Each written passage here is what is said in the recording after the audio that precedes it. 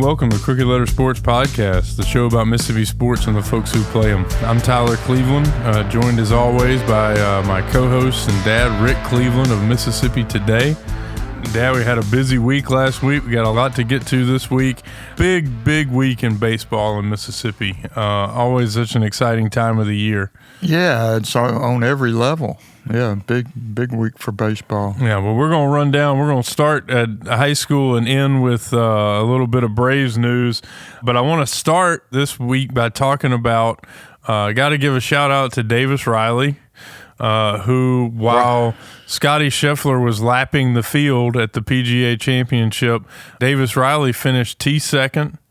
Had just one hell of a week at Quail Hollow.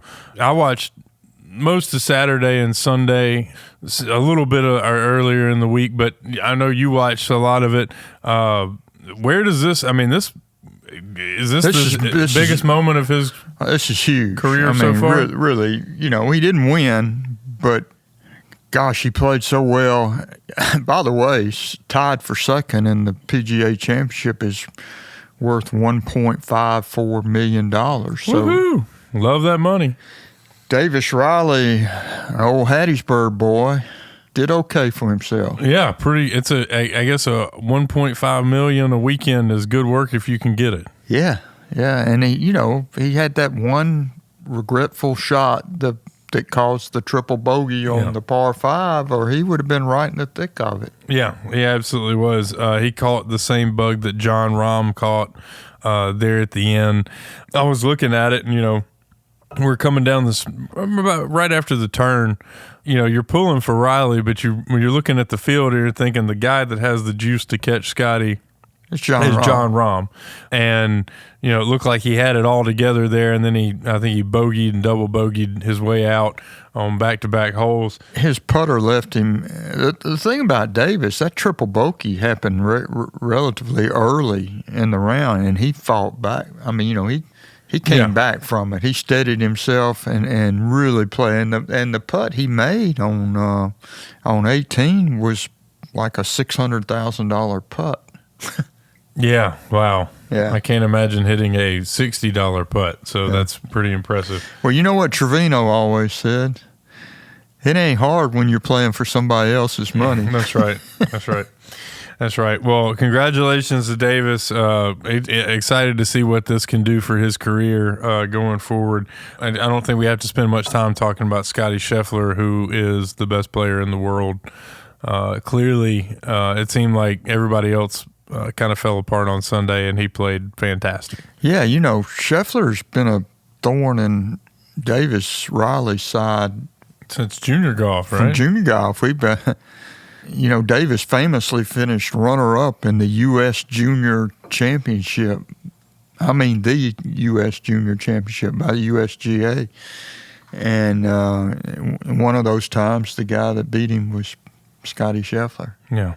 Well, he is not alone in that Scotty Scheffler is a thorn in his side who has beaten him multiple times. He's otherworldly. There was Nicklaus, then there's Tiger, and now there's Scotty. I mean, it's hard to imagine he's still in his 20s. The runway on that guy is so long. All right, we got to get off of golf. We got to get on to baseball. So much to get to. Dad, the high school baseball championships are now underway at Trustmark Park in Pearl. Every year there's new and exciting storylines. This year it seems like we've got a lot of teams that we see. It's the usual suspects, I should say. The only difference this year is we've exchanged Purvis in place of Sumrall. Purvis is in the championship. They're the big story this week. Because of the twins, JoJo and Jacob Parker.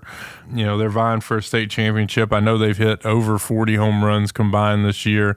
I was talking to our buddy Andrew Abity yesterday, who's coming up from the Pine Belt News to cover the series, and he said if there was a prop bet for both of them hitting balls out of Trustmark Park, he would take it. So I'm excited to see them. We're recording this on Tuesday morning, going to go see them this afternoon, and then they play again on Wednesday, I believe. But yeah, we got some great matchups here, and we'll run them down if you want to. Yeah, let me ask you.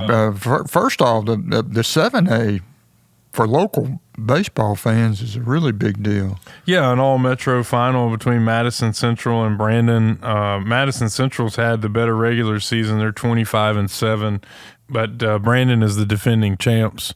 With our buddies, we got the head coach is Daniel Best, and they got Todd McInnes over there, pitching coach. It's a really cool thing they got going on at Brandon.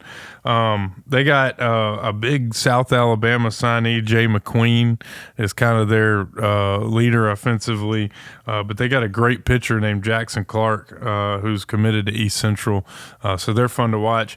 Madison Central hadn't won one since that Magic 2021 season when they had Braden Montgomery and Hunter Hines and Jake Cook. Jake Cook, yeah, for sure. And then the catcher, Ross Highfield and all that. It was a ridiculous class. Anyway, they hadn't won since then, and this is a very different team. They do not have a consensus freshman All-American, the future freshman All-American. But they do have a couple of really good players. The coach's son, Patrick Roby's son, Walker Roby, is the only D1 commit. He's going to Murray State. But they're looking for their 5th title. It should be a good series. Yeah. All right, well, let's go next. Tell me about 6A. 6A, Saltillo and George County. George County, old hat in this thing. They're the defending champs. Although, oddly enough, this year they don't really have any D1 signees. They got a slew of JUCO guys. They're always good. They're all, absolutely. And Saltillo is, too. Saltillo has been a program on the rise for a while. They went 24-5 this year. They haven't lost a game in the playoffs. And they've got actually the Mr. Baseball for 6A was Baylor Roberts, who's a UAB commit, plays at Saltillo. So ought to be a good series. I really would, I always kind of tend to lean towards the teams that play in it all the time. But I think that one's one that could go either way. Yeah, well, there's in baseball in Mississippi, there's always a lot of that. The perennial. Well, same in football, same in basketball, really. We've got a couple though that are like, that are really like in 2A, East Union is playing Clarkdale, and like East Union, has got the Mr. Baseball Landon Harmon, who's been committed to Mississippi State for feels like 4 or 5 years now, but they've won it. East Union's won it 4 times since 2015, and Clarkdale has never played for it. So, yeah, not hard to pick a favorite there. Well, especially East Union went like 31-4. They're pretty salty bunch. Clarkdale's one of those teams they never could get past. Like they were used to be in a region, and I don't know if they still are or not. They used to be in the region with like St. Andrews and Seminary, and just couldn't get past that second or third round. But they're in it this year. Got a great chance to win it, but they're gonna have to take down East Union to do it. And as you know, the Urchins always come to play. The epic Urchins. Always come to play. Any of the other series you're interested in, Dad? Well, I'm always interested in the little guys. Yeah. Well, we got, surprise, surprise, Taylorsville is here. Taylorsville's won it 8 times since 1990. They've got a USM commit, Trey Barnes, plays infield and outfield, is kind of utility guy. And West Union hadn't played for it since 2023, but they do have the 1A Mr. Baseball, John Gray Morrison. He's a pitcher and plays some infield when he's not pitching. But he's it should be a pretty good series. Those teams appear pretty even on paper. Taylorsville lost 11 games in the regular season, and West Union lost 13. You know how it is being a 1A school. You got to play a bunch of bigger schools during the season. But I think that's going to be a good series. That's one that could definitely go 3 if West Union, especially if West Union takes the first one. I really think Taylorsville will probably win it when it's all said and done. Dad, the other one that I wanted to talk to you about that's pretty interesting is the 5A. It's Lafayette and South Jones. It's an interesting run because Lafayette hadn't lost in the playoffs, and they're really good year in and year out. South Jones, I didn't realize was coached by, you'll remember the name Mason Strickland, the former USM pitcher. Yeah. He's the coach at South Jones now, and they've got a USM commit named Dylan Causey. And, of course, they knocked off the defending champs Van Cleve on the way to Pearl. So I think that's going to be a good series. And South is as good as they've been. I mean, it's they're 26-7, and they're really playing well. I remember Mason Strickland. He could get people out throwing 82, 83 miles an hour. Yeah.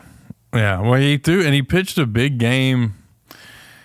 I can't remember if it was in a regional. It escapes me, but I know he had one defining game at Southern Miss where he pitched fantastic and started and won in a game that they had to have. Yeah. But he was a really good player at Jones Junior College before. I think he was a National Pitcher of the Year or something like that. Right. Yeah. Well, he'll be here with his South Jones Braves this week. So I'm all excited about all those series, though, and I love that event, and I'm glad that they're still doing it at Trustmark Park. Yeah, that place, it might not do it for the Parker twins, but it swallows a lot of high school teams. Yeah. It's a big they're used to playing with 300-foot fences and 320 power alleys, and all of a sudden you get out there and it's different. Yeah. Well, I'm just telling you, there's a couple teams in this thing that can really hit the baseball. I was looking at Purvis for sure. Those kids hit home runs like crazy. Well, what are the chances? I mean, what are you hearing about the two twins? I know they committed to Mississippi State. Yeah, both committed to State. The thinking is, by the way, I forgot to mention that the Mr. Baseball committee copped out and gave it to both of them. Well, that probably helps some at the family dinner table. Yeah, I'm sure.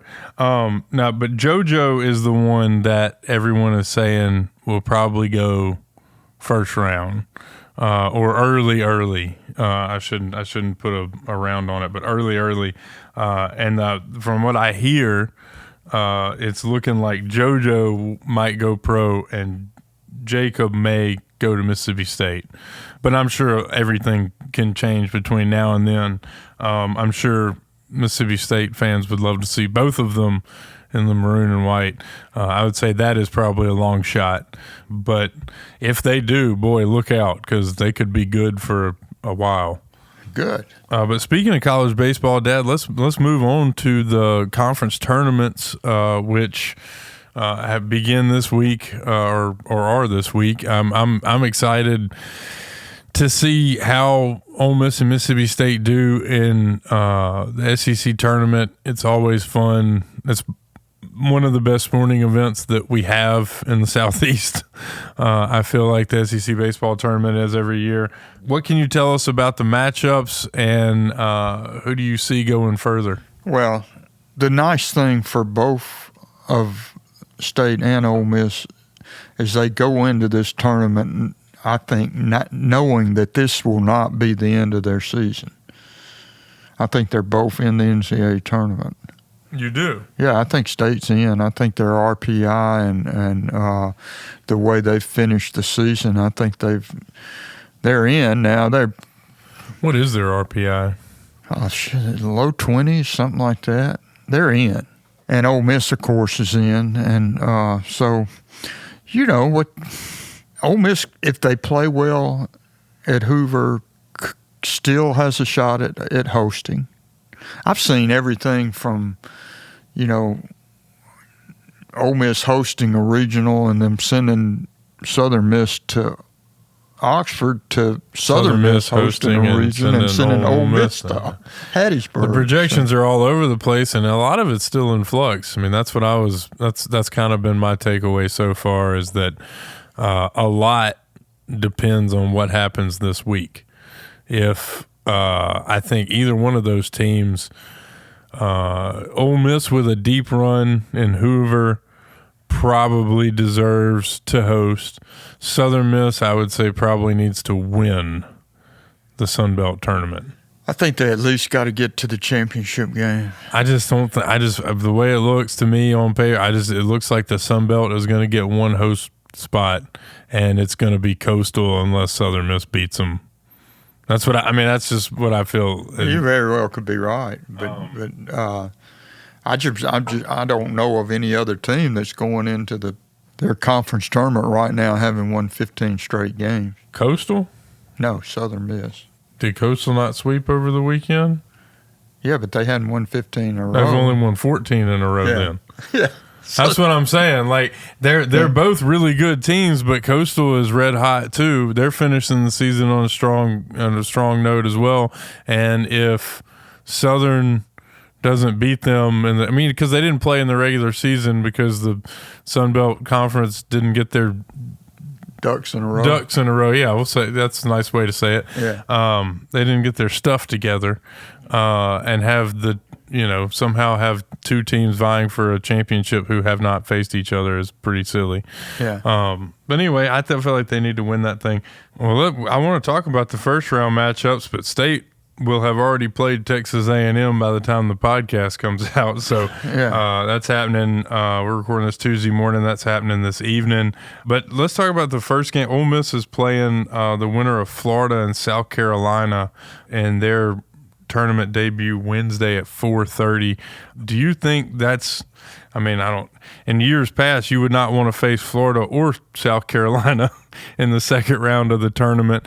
But this year's a little bit different. I think Florida's the 10 seed and South Carolina has obviously been had a really rough season. They're the 15 seed. With Elliott on the mound, I like Ole Miss against either one of those teams.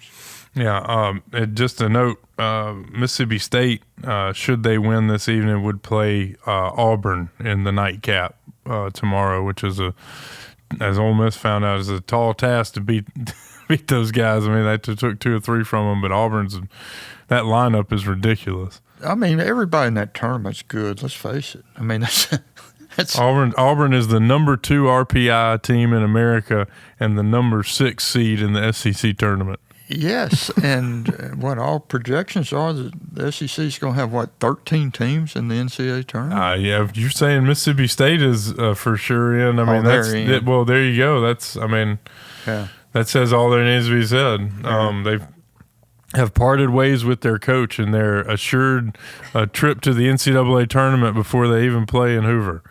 Well, no matter what else, and I was a little bit critical of State for firing Lamonis when they did. I thought he should have been able to finish the season, but you gotta give Parker credit. They've really rallied. They've really played well. He's doing something right. Yeah, that's one way to say you were wrong. All right, before we move on from college baseball, let's talk about the Ferris Trophy presentation, which you weren't the MC, but you served a function. I was there to interview the keynote speaker, Roy Oswalt. Yeah. Instead of having a speech, right, we did a Q&A, and he was great. Yeah, that's more fun anyway. Nobody wants to hear a speech. Yeah, well, he was really great. And knowing what I know about Roy, I think I prodded him into him telling some pretty good stories. Good. Well, of course, the award went to J.B. Middleton, Southern Miss's Friday night starter, who's he's been their bell cow and pitched so well down the stretch. I thought the scouts and the coaches got it right. I thought he was.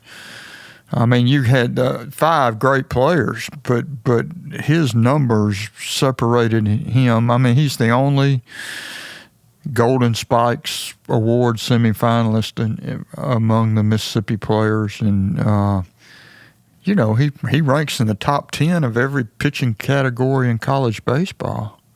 Yeah, that's teams are hitting 166 against him. That's good. Yeah, that's real good. But I'm guessing that Christian Ostrander was a happy camper. Oh, he was thrilled. He was thrilled to have 2 guys nominated, and the guy who didn't win, Nick Monaster, who you covered a lot when he was at Northwest Rankin, he got while the Ferris thing was going on, he was named most outstanding player in the Sun Belt Conference. Yeah, well, that's well deserved. He was fantastic all year. Yeah, but I'm telling you what, though, you look at it. Ace Reese's numbers at Mississippi State. My goodness. Yeah. 21 dingers. Hard to imagine where they'd be without him. He hit .402 in SEC games. I mean, he was at his best when they were playing the best people. Well, congratulations to all the finalists and for J.B. Middleton for taking home the 2025 trophy. Dad, we finally got moving up one level to the Major League Baseball. We're going to wrap the show with this. We watched, last night I was watching, I can't remember, there was nothing on TV last night, on Monday night. I was watching the Reds and the Pirates, and somehow the conversation of the Braves came up and on ESPN, and they started showing, the big thing popped up that said Spencer Strider activated, and then they were saying Ronald Acuna could join the team as early as Friday. Yeah. This is good news. Well, and plus they're playing really well. I know. On top of turning the season around, climbing back above 500, they're getting arguably their two best players back. I know you weren't, off the wagon after the slow start, but are you? How good are you feeling about things now? Oh, I think they're going to be right in the middle of it. I'd pick them to win their division right now. Man, that's tough. I know there are a bunch of games back still, but 4 or 5, I think. Yeah. Yeah. No, they can make that up. They can make that up in a month and a half. Well, what my takeaway from the whole thing is all the people, and there's so many Braves fans in this area of the country, and so many people got down on Snitker, who we got to know very well when he was managing the Mississippi Braves here. He kept them on course. He always does. Well, I'll say this. A lot of times fans get mad when the team's not winning. And they're going to look to put blame somewhere. And nobody wants to talk about the injuries, but I mean, that's such a big part of the game. But what I wanted to say is, you remember the controversy, and I don't even think we talked about it on the show, was it 2 weeks ago, where he didn't bench Kelnick, the right fielder, for not running out a ball that hit the wall. I mean, it was a 360-foot single or whatever. And Acuna posted online that if it was him, they would have benched him. Yeah, he since apologized. He did. He did apologize for that. And he was wrong for that. I mean, he was in the wrong on that one. I can say that now. But that wasn't really the problem. That really wasn't what everybody was worried about. It was that they weren't winning.